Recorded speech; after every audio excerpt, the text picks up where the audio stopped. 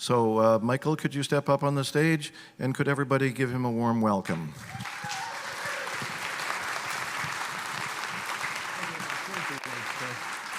There we go. Totehive napu, toteiva bulkonochi. And that's welcome, my friends. And I'm glad to be here today and being able to make an offering to this amazing summit that we've had here. This conference is very special. It's the first time I've ever been this north or in Canada. So for me, it's a very special moment. And I hope to bring a gift here. And the gift that I hope to bring as an offering is that I have gone to and had the rare opportunity to drink from the same springs where many of these belief systems came from uncontacted tribes in the Americas. And what I'm speaking about today is the root that this entire Renaissance comes from. Because without the region and the talking plants of the region and the wild and free naked tribes of that region, we would have nothing to speak about at this conference. It all comes from these people.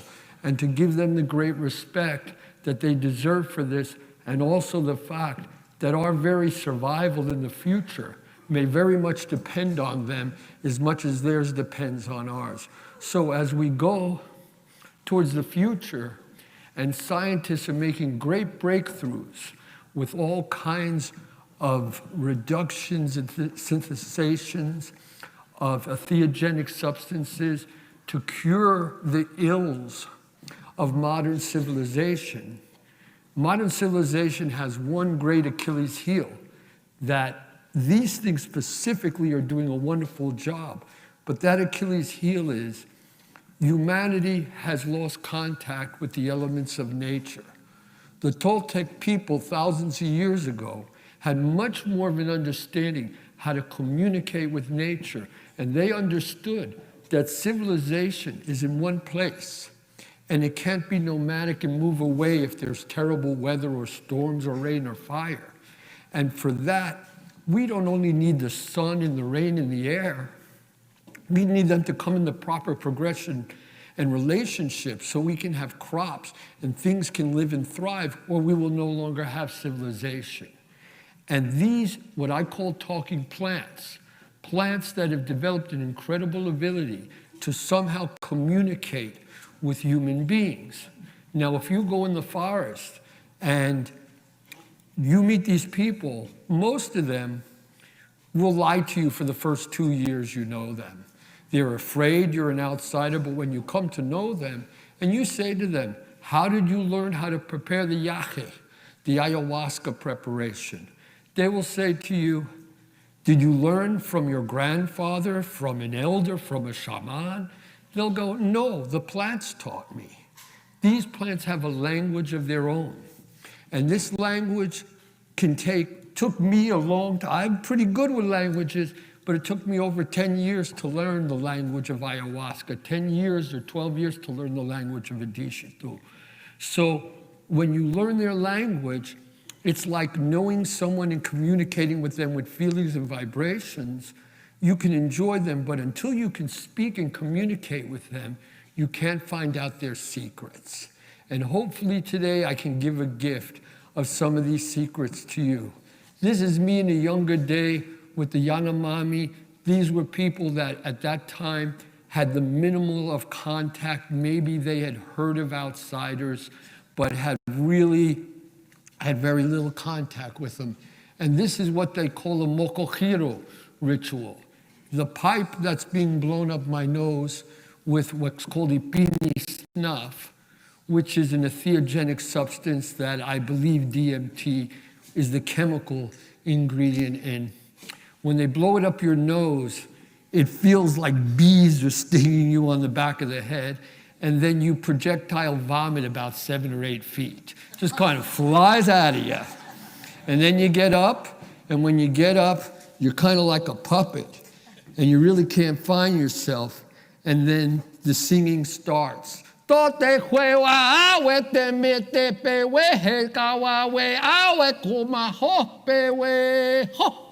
And you begin to dance to the spirit.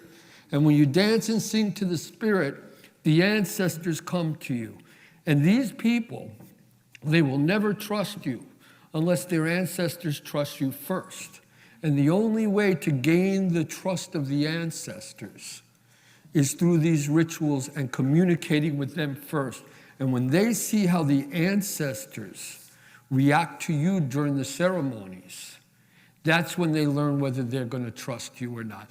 They have a different way of living. In our world, if we break our bow and arrow or our car or whatever, we go to a mechanic or we buy a new one. They don't do that. If their bow breaks or their pot breaks, they play to the shapuri. And they say, Shapuri, make this right for me. And you'll be walking on the path, and sure enough, Stephen will show up with a bow and arrow, and I'll have a pot that he wants. And you can say that's just happenstance. But in that world, that kind of thing happens all the time. It's a different way of living. We're conditioned to believe that the paradigm that we are living in is the ultimate paradigm. But it's only one experience. There have been paradigms that have worked very well. In fact, in Peru, there's a place called El Corral, and it's been proven that El Corral existed for 875 years without war or military interference. And it was based on a ritual system around ayahuasca. And why they could survive was they were the first place to cultivate in South America, and they cultivated cotton. And a woman had a vision of the spider god, the hikara of the spider, and it taught her to weave fish nets. And they brought those fish nets to the coast. And the people on the coast said, these are such amazing fish nets, we could never do this. And so they brought the people of El Corral fish, and they brought them the nets, and they protected the people of El Corral. So they never had to have any violence, because it was the value of what they did, not the commodity of it, that made the difference to the people. And what we're having today is a time where we have great awareness in learning about plants and their use to heal our modern problems. But as I started out saying, our biggest modern problem is the climate. And now we're going to get on their journey, which I call the ghost dance. Now, most people know of the ghost dance who know of it as the demise of the ghost dance with Wovoka and the massacre at Wounded Knee in 1890, when the United States government made the ghost dance illegal until the date of 1978. It was illegal to ghost dance in the United States. And when Leonard Crow Dog was released from prison for ghost dancing at the Wounded Knee uprising, was the first time that it was legally allowed to ghost dance. And believe it or not, until 1978, there were many medicine people in prison in this country for ghost dancing. So people believed that the ghost dance was a revival movement at the time when the tribes had lost all hope and were hoping to find another place. But the truth was, the ghost dance goes back to the very first ritual of the Americas. And this is the story we're starting. The story kind of ends up here in the struggle in the Amazon, when I'm going to hopefully show you how the magic of talking plants can change the world and change many things about society. But it actually begins here in the Sierra Mazateca, the place which is known for the sacred mushroom rituals. I have a ranch still in the Mazateca, many hours away from the city of Huautla de Jimenez, where the people still speak Mazatec and still worship the old-time religion. And this is the area back there. Now, at the bottom of the Mazateca, outside of Teotitlan, the oldest corn kernels in the world were ever discovered, 9,000 years old. This is the first remnant of corn that we know about. And a group of women in these mountains, which were called the Shombach, or the Comadres Limpiadas in Spanish, the Clean Sisterhood.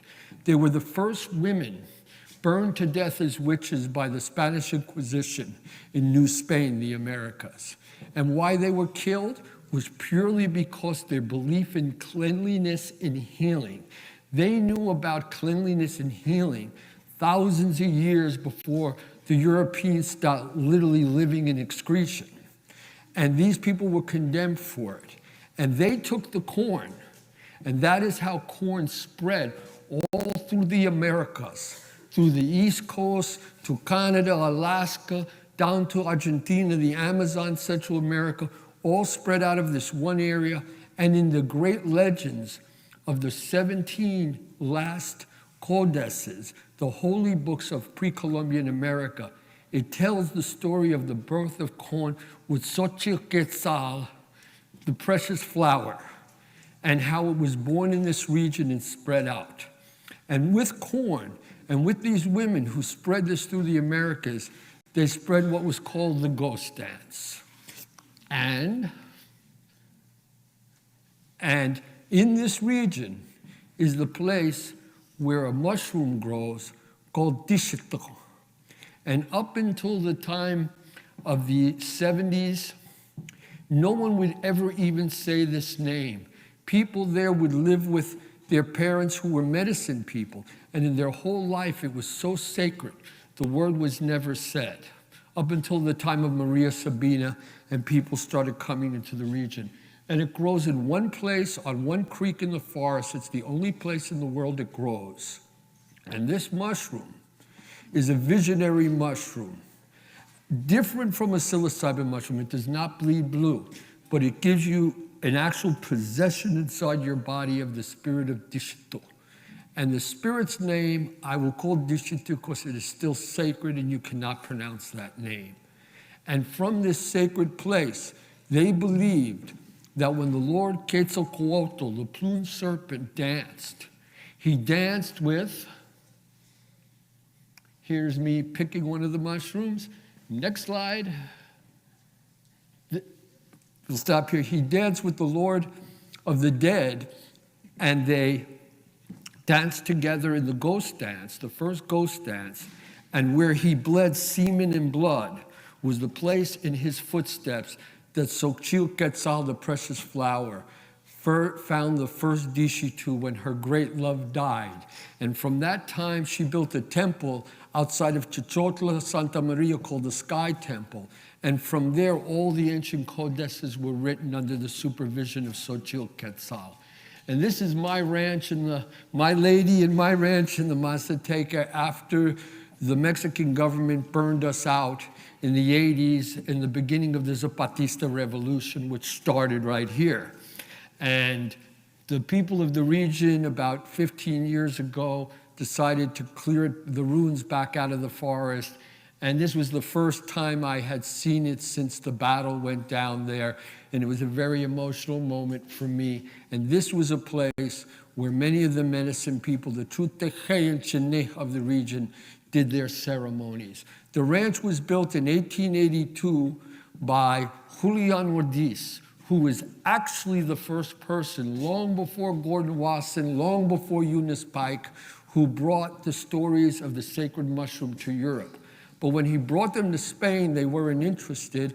And when he brought them to Germany, who was at that time starting to understand and discover peyote, the peyote cactus, they mistook the mushroom for peyote until the time of Gordon Wasson, who figured out this mistake was made. Next picture. And this is one of the most sacred forms of Dishitu. Here in Canada, for the first time ever in history, you are seeing it here for the first time. These are called the children of the dead. They're a special kind of Dishitu. And this is a mushroom that's very rare and almost gone completely extinct. And these were the mushrooms that you eat in pairs, because you eat them in pairs because the belief is that they're going to the world of the dead. You must understand, we're all talking about where religion came from and where the roots of religion is, but the start of it all is death. The start of it all is human beings saw, like other animals who were aware, that those they loved died before them and decomposed. And what happened to them? And what's going to happen to me? And that was the thought that began the whole thing, trying to figure out what happens after we don't know what happens. And here is Dishitu. Next, please. And here is from one of the ancient codexes, the Codex Mistake, and it actually shows. So when people say there's no documentation of the pre-Catholic religions of the Mazateca, this is absolutely a falsehood. That you have to learn to read the pictographs and codex, and it's all written down. And it's amazing that out of these 17 books, out of tens of thousands of books, some of the books that remained is the story of the Dishitu and the sacred mushroom.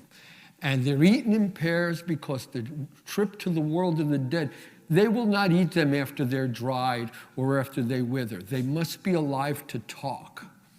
And they eat them in pairs, so their journey to the world of the dead, they have a companion and they are not sad. So when they get there, they're ready to spill their beans and open the world to you and talk to Grandfather Fire, Wewe Tioto, because it's through the crest of the flame of Grandfather Fire that the Mazatec believe we enter in and out of this world of the living of the dead. Next, there we go. And this is a fascinating thing because this actually shows their pre-Columbian interpretation of the separation of the soul and the living and the dead, and the mushroom manifesting as the phallic power of the universe. Here on the top there, that's the wind serpent. That is Ixotl, Quetzalcoatl before he grew wings and became the plumed serpent. In the back here, this is the Lord of the Dead who he dances the ghost dance with. And this is the eternal body of the human in the middle. Next, please. And this is from the Codex Borgia, the original image of the first ghost dance, a ritual created to save humanity from itself at the end of the fifth world. And guess what, folks? We're about 2 weeks away from the end of the fifth world here, so clock's ticking, right? Right. And what you'll know that archaeologists have missed for so many years, as you can see their legs, these are the feet and legs, they're in a dancing position. Now, the only film ever made of the ghost dance was made by Thomas Edison. And when I first saw that dance and that video footage, that film footage, I was like, this is kind of weird. But then you realize they're doing this exact same step. They are dancing, these two spirits. They are not standing still. And this is where the ghost dance began, with the birth of corn, with Xochitl and the Clean Sisters in the Mazateca. Next, please. And these are the Clean Sisters doing the first female ghost dance. And there's some interesting things. It's a little tricky here, blown up. But if you'll notice, on each of their arms is a rebozo. Because to this day, if you're in a marketplace in the back country of southern Mexico, you'll see two elderly women touch their fingertips. If you notice, they're touching fingers. They don't hold hands. They touch their fingertips together. Then they lay their rebozo over their arm and they say, "Ditendali, ishiktatali, stalingatandi," and that you can tell that they are clean sisters, and the clean sisterhood is still alive. The way they survived the clean sisters was when they were persecuted, realized that they had to cover their tracks. So they replaced a lot of the ancient idols and gods on their altars with Christians' idols and gods, but never changed the songs. And this went on to the time of Maria Sabina, who I knew very well. My oldest friend on earth is her first cousin, so I spent lots of family time with Maria Sabina. And the beauty of Maria Sabina, although she was a devout Catholic and lived in the town of Huautla that became a city, she still knew the ancient songs, Maria Sabina, from the other side of the mountain. And when she sang, just like the story of Gordon Wasson, and she has sang with me too, so I know this firsthand, she could actually call up the ancestors of dead relatives, and they would tell you things that no one would know except that person about your life. It's astonishing to have that experience. And to you, Maria Sabina Ninashkatachili, who has passed on and suffered greatly for her gift to humanity that we are all reaping the benefits from. And this is the first ghost dance of the Clean Sisterhood. Next. And now that ghost dance took me from the Mazateca because Dishitu said to me, You want to learn more of our secrets? You're not special to us. We brought you to this mountain. If you want things from us, you have to give back. This is a trade situation. So I said to Dishitu, what do you want from me? And he said, you need to go to the great jungle of the south. And when I went to the great jungle of the south, I was with many tribes. And I went through many, many tribes. I was not an anthropologist because I believe anthropologists are just missionaries from the Church of Science. They're selling they're selling the same old story. And this came to the Yanomami people. And the Yanomami, these Yanomami are marginally contacted in this picture, but you see the intrinsic warmth and beauty of them as a people. And it was among the Yanomami that I met my destiny after being with about 14 to 17 different tribes before them. So by the time I got to the Yanomami, I was a pretty good jungle survivalist, and I was also one of the trainers for the Venezuelan Jungle Corps in jungle survival. So I had chops by then. I could hang in the jungle. Next, please. And this is my partner, Francisco Fuentes, very well dressed in his jungle wear, a little different than me. He was the head medical officer of the National Guard in the Amazon, and quite stylish as always. And we became partners when he retired, and we bought the barbecue bongo, as we called it. And because he had medical permission to get into this region where no one else could, away we went. And for us in those days, it was a great time. The Yanomami were healthy. Next picture, please. They were happy and healthy, and we had a wonderful time. We fished, we hunted, we did ceremony with the people. It was just a great, great time. They were very happy and healthy.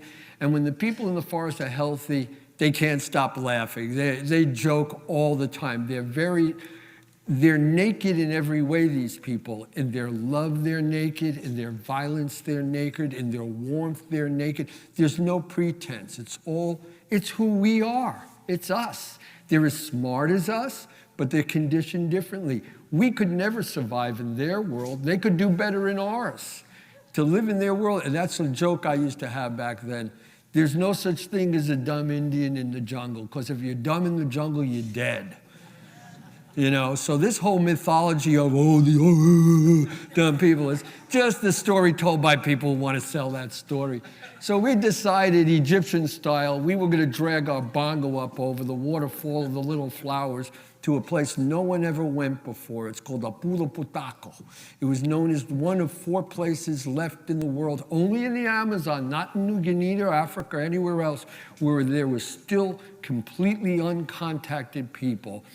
And we got people together, and we laid logs across, and we dragged that boat up over the waterfall. Unfortunately, on the way down, the ropes broke, and it basically split in half. So it was a tricky way of getting out of the jungle that time. Next picture. And here at the top of the waterfall, as I was walking along, I had broken my camera, and I usually never took out my camera until weeks after I was there. But I realized after a while that the old mythology, once again, that the indigenous people are afraid of getting their spirits stolen. Well, how do they know? You hold up a camera and take it. The picture comes out 6 months later somewhere in the United States. That missionaries made that up. The missionaries that want to control them and steal their land. The evangelist New Tribes missionaries led by the New Tribes Mission and Steve Banyan and the rest of the gang. We watch them on TV. That's who's destroying the Amazon. That's who's giving the money to Jair Bolsonaro in Brazil today to kill the Indians and burn down the forest. There's a spiritual war going on down there that's going to affect all of our lives. And as I was walking, I started to notice that there were people, things near me on the sides. So I know with the tribes, there's a posture you have to take. You cannot go into a Shapono or a Moloko or a village just like, hi, and knock on the door, hey, what's going on? You're going to get sharika'd. You're going to get arrowed for that. They think you're an outside invader. So you do something called a mawa. And next picture, please. And you take your weapon and you lean on it like this, and you just look off in the distance. and you let them smell you and touch you and feel you, and hopefully they don't kill you in that time, and hopefully you don't panic because they are all capable of killing. And after you do that, they allow you to come to the village. Next picture, please. And here's a little girl up there in the river, beautiful little girl. And then after they do that, you do a mawa. And you come to the village, next picture. And this was them stopping us up on the river. They're not playing around. They see you. In fact, we landed a helicopter one time, and when the helicopter landed, everyone ran away except one Watiri warrior.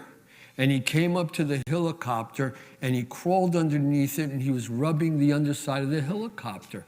And we asked him, I said, "What are you doing?"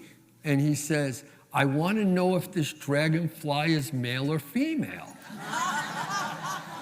And we had one of these photographers from National Geographic with us, and he was going, "They think we're gods. They think we're gods." So I said to them, "What do you think?" He said, "Well, they're big and stupid and can't do anything in white. We think they're larvae." Coming out of the side of the helicopter. So I said, "So obviously," he said, "the helicopter's female." Right? Right? And this is brains, but thinking in a different way. Next picture. And here, what happens after you do a mawa? This is a naked chief of the Heniete people leading the way to us back to the village. And next.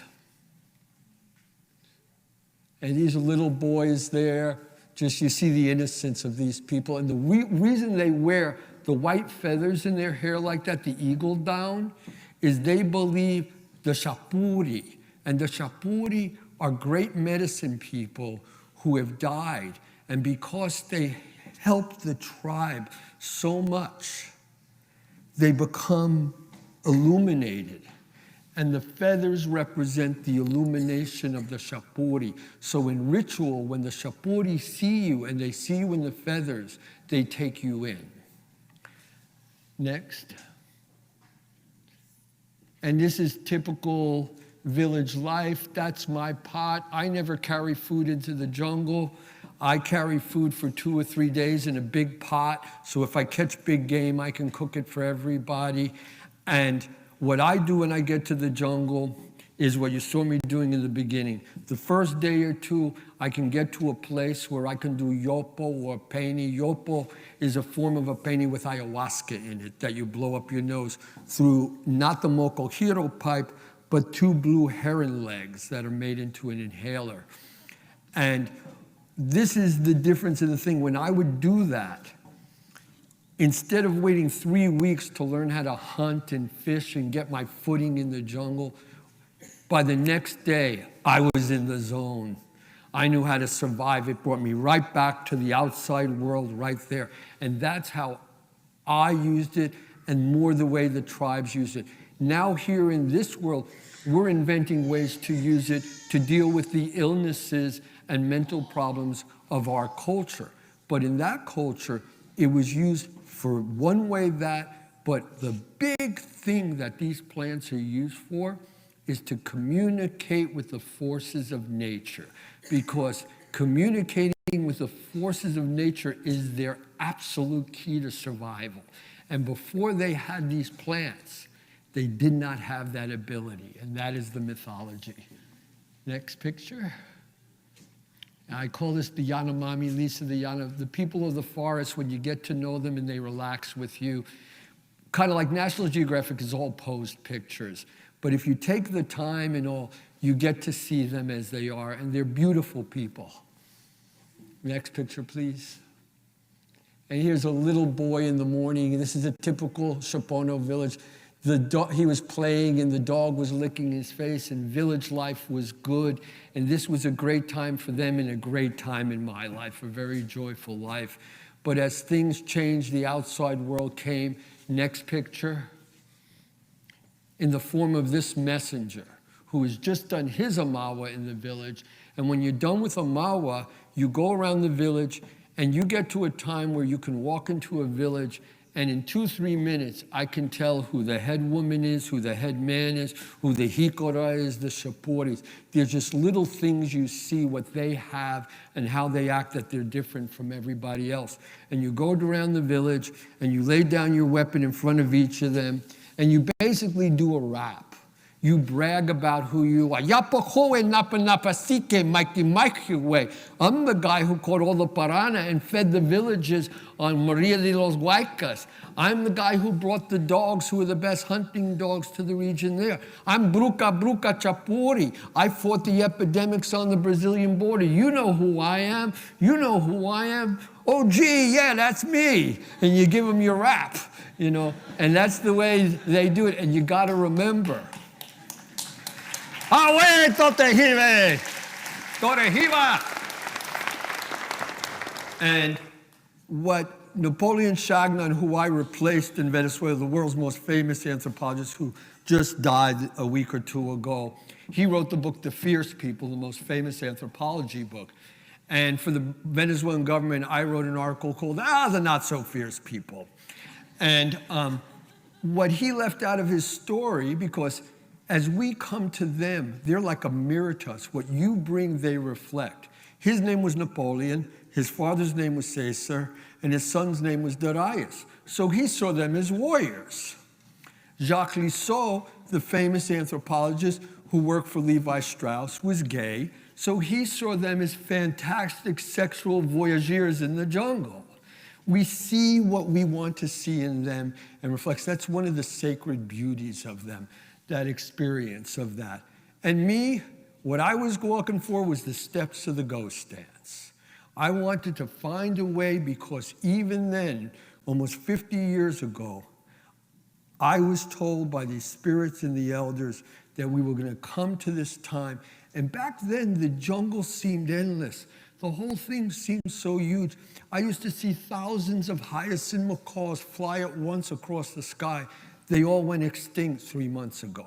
There's none left in the wild. This is what's going on. The game's on. This is no joke for us. As the great medicine man, Roni, the chief of the Kayapo, the guy with the big lip plate in his lip, who I've known for many, many years, he spoke a couple weeks ago for the first time. I think he went to the UN and he said, hey, we're really, really scared people. Wake up. You're just 2 feet behind us in line here. We should all be very scared. This is no joke going on here. And he brought the news that an epidemic had come across the border. The Brazilian government did what it just did in this last year again. They created a gold rush into Yanomami land. And they said, well, how can we stop the gold miners? They're just running through the jungle. Well, let me tell you, to get out there in the jungle, you need a helicopter or an airplane. Nobody goes walking out there by themselves. So someone's putting up millions of dollars to bring them out there. They're not just showing up. It's all a game of lies, that stuff. And they want to kill the Yanomami and steal their land, because the biggest oil deposit on the earth, bigger than the Middle East, the biggest gold deposit in this hemisphere, the largest uranium deposit, the biggest canary diamond deposit in this whole hemisphere is under Yanomami Landia. And that's what they're after. But there's something so much more valuable and powerful. The Yanomami are the very last intact tribal nation on earth. They are the very last people on earth that remain. Not that they didn't evolve and go through their lives and all, but their culture stayed exactly the same as a cultural structure as it did before the conquest. And this is an important thing, because they have secrets that we all need for our survival and for theirs. And this is a medicine man up above the rapids there of Waterfall of Little Flowers in the village of Totopewe, and he's starting the healing ceremonies. And as we were talking about before with a body worker, probably body work is the oldest form of medicine in the world. Almost all these people are magnificent masseuses. They all know how to rub out muscles and set bones back and get your spine right. It's the ancient form of medicine. And this is when the epidemics first came. And when the epidemics hit, I left. and so many people were dying, and Francisco died too. And I said, no, I'm not going to do this. This is not my monkey, not my circus. And I went to the United States, and then I went to Mexico, and I was in a hotel room, and in the middle of the night, I woke up and turned on the TV like at 2 in the morning, and they were the Yanomami. And to this day, I don't know how much I was part of sleep and awake, but to me, they were talking to me through the TV and going, Mikey, yapui napasika, yete hue, swara. The epidemics have come. And I decided to go back, and I said, I will help for a year, and then we'll see what happened. I fought the epidemics for over 13 years straight with them. And after 14 years, we broke the epidemics, not with the millions of dollars of medicine that the Rockefeller Foundation and the Mellon Foundation, all these foundations that had about a 12% success rate. My friend Danino, whose father was a famous, brilliant scientist, she went to China and she found out from a lady scientist there about a plant called Artemisia annuelle, right? And Sweet Annie, right? And it had an 87% success rate, fighting malaria, fighting dengue fever, fighting schizomaniasis, fighting many of the yellow fever we had. And it was through a vision that took place in an ayahuasca ceremony that the whole thing changed. We're at a time, like I know a lot of us feel today, complete hopelessness, that the powers that be, what can we do? Pray. What can we do to help ourselves? I had hope no more. I was broken. And in the moment, as the story of the magic of these talking plants, plants that could communicate with people, they changed all of our history. And I got up the ladder in those days. I went from my little bongo to the point where I became the head officer arranging these outreach organizations through the military, and 3 different presidents I worked for, ending with Hugo Chavez, and they gave me helicopters instead of boats to get to these places quick. And I was like, okay, it's time to rumble. We're gonna face off these epidemics, and we're not gonna let these people die in any way. Little did I know that it was them who had the solution and not really us. Next there. And this was the time, this was the change that happened. I had gone to the Piaroa chief, a tribe that I was with long before the Yanomami. The Piaroa are the true masters of ayahuasca. They take ayahuasca in many different ways. And Antonio gave me the necklace, and that is Jose Valero, the son of Helena Valero, the famous woman who was stolen by the Yanomami when she was 12. His father was Fusue. And during that ceremony, I became aware that there was another way to do this. And how could I get the Yanomami to go along? The government said, it's like wrangling chickens. They'll never go along with you. I said, well, maybe I can talk to the ancestors. And here was the trick.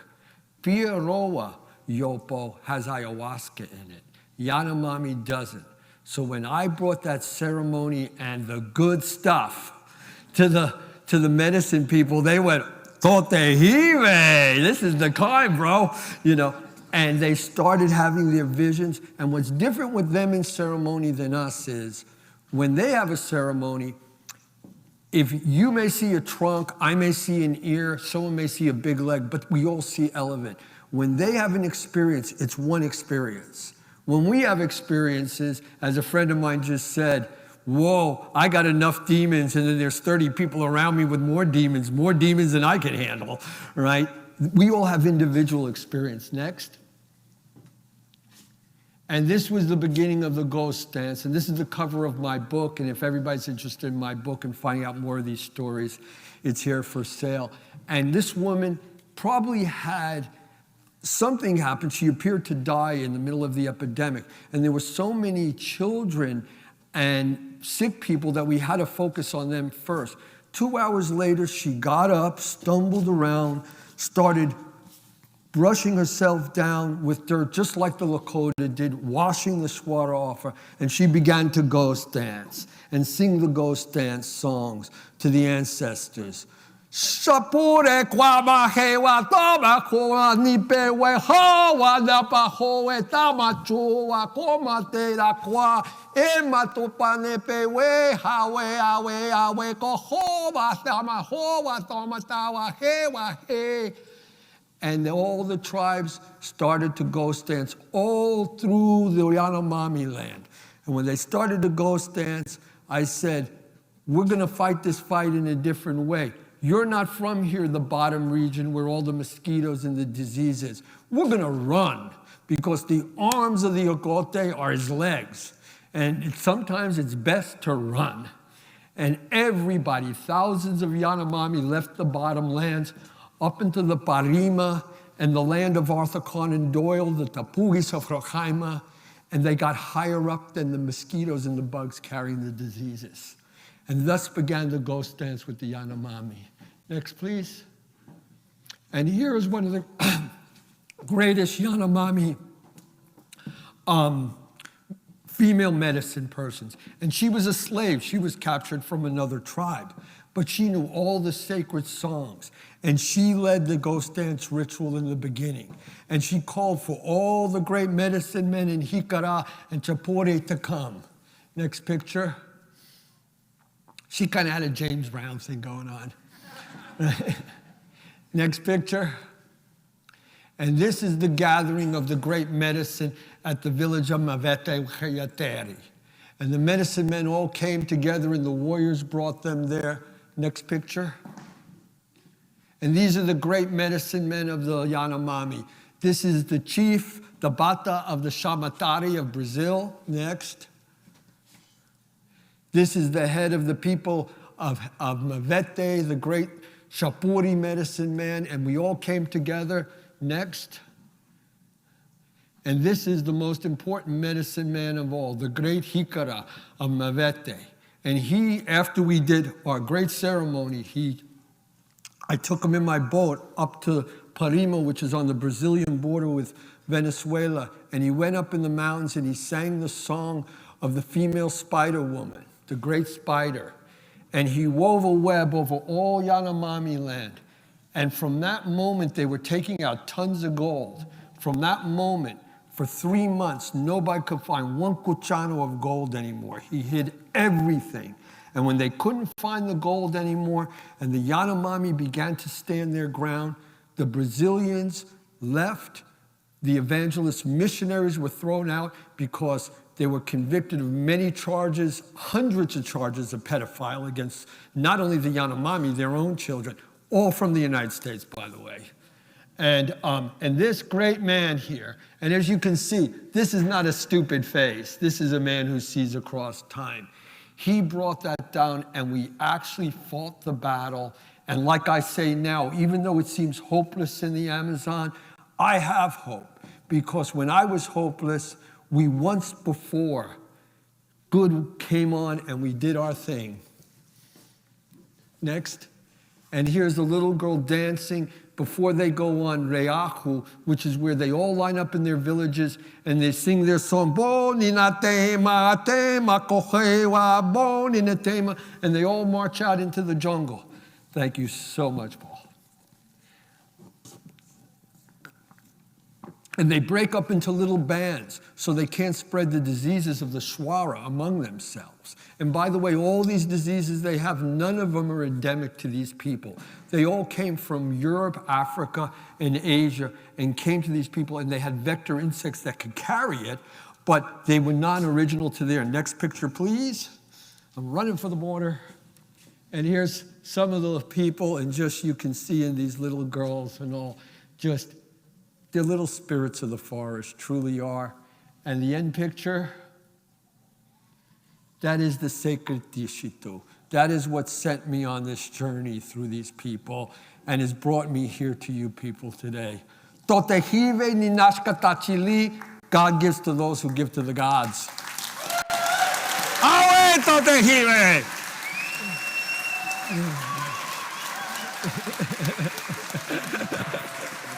Yeah. Let me go back.